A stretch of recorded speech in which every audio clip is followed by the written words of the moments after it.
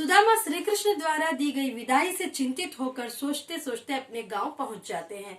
वहां पहुंचने के बाद वो इस दुविधा में पड़ जाते हैं कि मैं अपने गांव पहुंचा हूँ या सोचते सोचते फिर द्वारका चला गया हूँ, क्योंकि वहां सब कुछ बदला हुआ होता है। सब वैसे द्वारका जैसे राजमहल सब बदला बदला सा लगता है। तो देखते हैं सुदामा के मन में जो उत्पन्न हुई आश्चर्य कैसे है।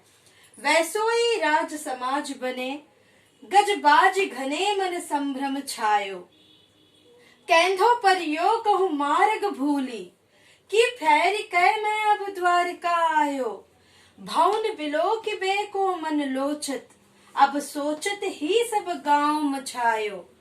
पूछत पांडे फिरे सब सो पर, झोपड़ी को कहूँ खोज न पायो। यहाँ सुदामा ऐसे कह रहे हैं, वैसोई राज समाज बने।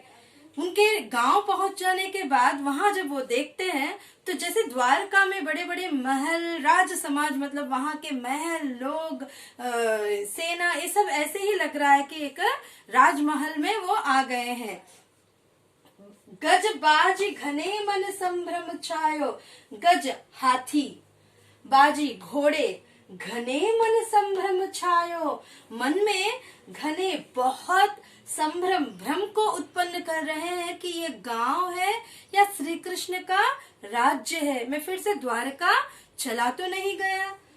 कैंध परियो कहूँ मार्ग भूली।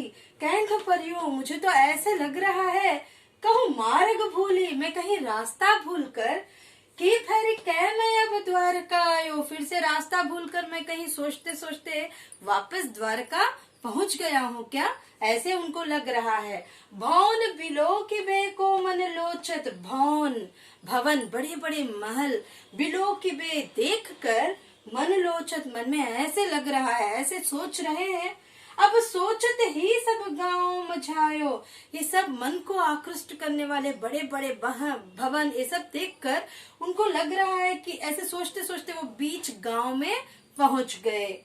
पूछत पांडे फिरे सब सो पर, झोपड़ी को कहूँ खोज न पायो।